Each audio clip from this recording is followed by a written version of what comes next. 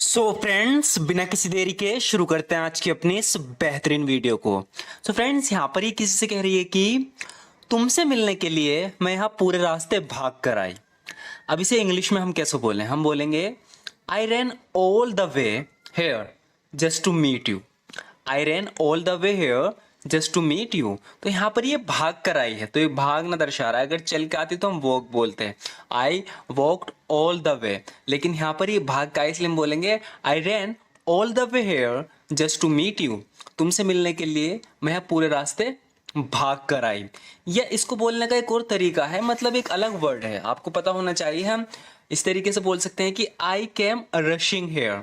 Rushing जब हम बता रहे हैं तो यानी हम जल्दबाजी में हैं, भाग कर आए हैं। बता रहे हैं कि I came rushing here to meet you.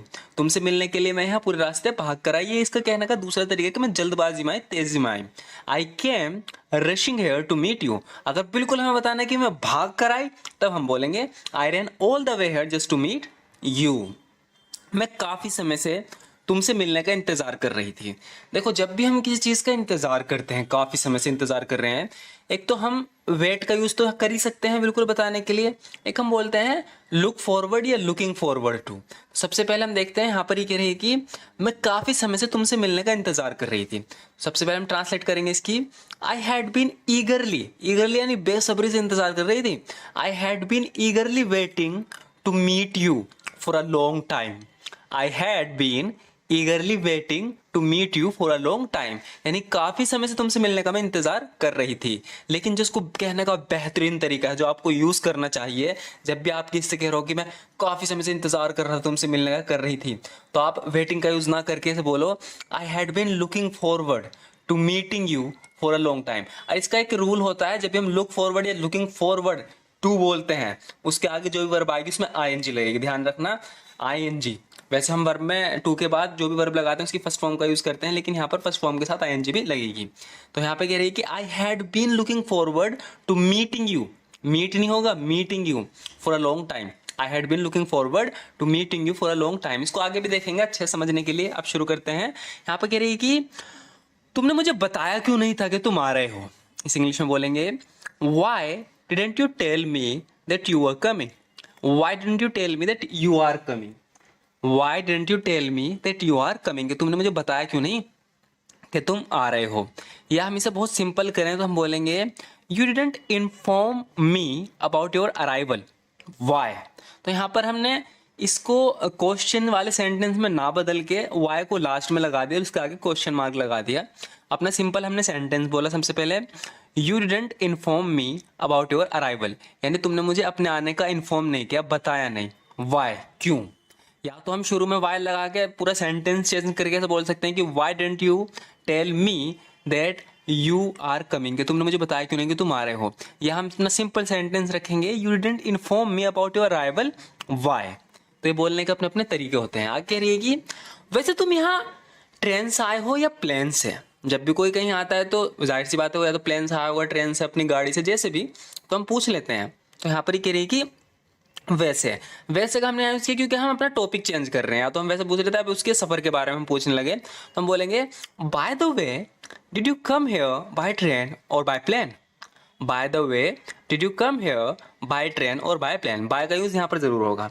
Bye the way did you come here by train or by plane, वैसे तुम यहाँ ट्रेन से आए हो या प्लेन से। या हम इसे कुछ बेहतरीन तरीके से बात कर, जो एक तरीका है अलग ही से बोलने का, वो यह है कि do you mind telling me if you arrived here by train or by plane. तो यहाँ पर हम इस सेंस में बात करते हैं कि क्या तुम मुझे बताने का कष्ट करोगे, क्या तुम मुझे बताओगे, माइंड करोगे, यानी बताने की परेशानी उठाओगे, कष्ट करोगे कि तुम यहाँ ट्रेन से आए हो या प्लेन से। Do you mind telling me if you arrived here by train or by plane. ये मैं तुम्हें इसलिए बता रहा हूँ क्योंकि मूवीज़ में या आप कोई शो देखते हो अमेरिकन, तो वहाँ इस तरीके से यूज़ होता है, तुम ज़रूर यहाँ प्लेन से आए होंगे। अब हम अपना अंदाज लगा रहे हैं कि तुम ज़रूर यहाँ प्लेन से आए होंगे, तो हम यहाँ मस्ट हैव का यूज़ कर सकते हैं, you must have come here by plane. You must have come here by plane, तुम ज़रूर यहाँ प्लेन से आए होंगे, you must have come here by plane.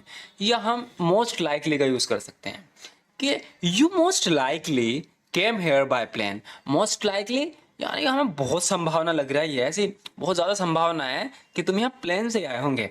जब संभावना होती है तो हम लाइकली का यूज करते हैं। यू मोस्ट लाइकली, मोस्ट बोल दिया नहीं, बहुत ज्यादा संभावना है। You most likely came here by plane, बहुत ज्यादा संभावना है कि तुम यहाँ प्लेन से आए।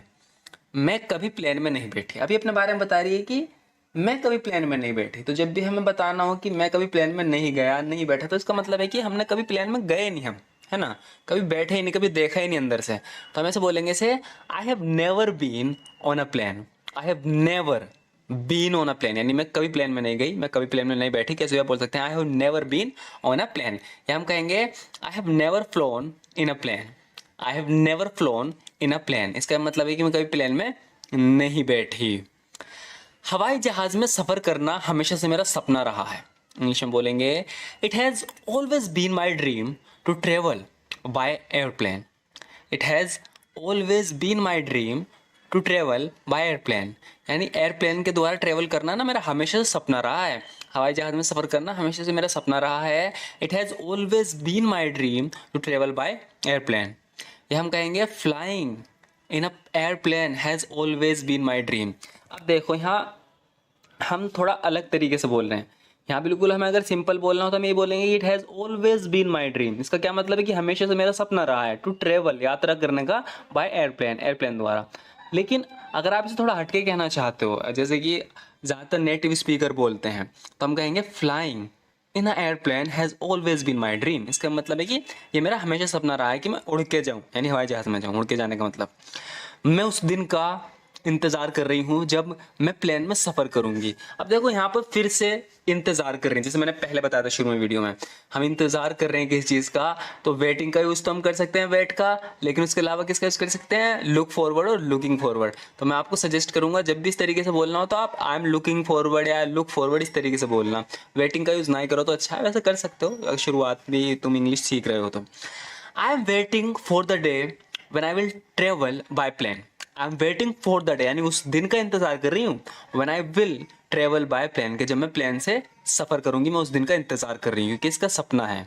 आई am waiting for the day when I will travel by plane, या जो सबसे बेहतरीन तरीका वो हम ऐसे बोलेंगे I am looking forward to the day, मैं उस दिन का इंतजार कर रही हूँ, when I will travel by plane, कि जब मैं प्लेन से ट्रेवल करूंगी, सफ़र करूंगी।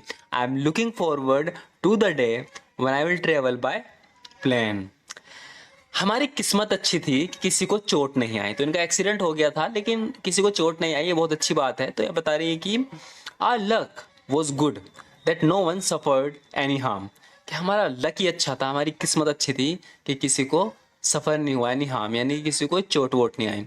Our luck was good that no one suffered any harm, खुदा का शुक्र है कि हम सब सही सलामत हैं, भगवान का शुक्र है, खुदा का शुक्र है, ऊपर वाले का शुक्र है। इस तरीके जब हम बोलते हैं तो बोलेंगे thank God we are all safe and sound. Safe and sound मतलब सही सलामत।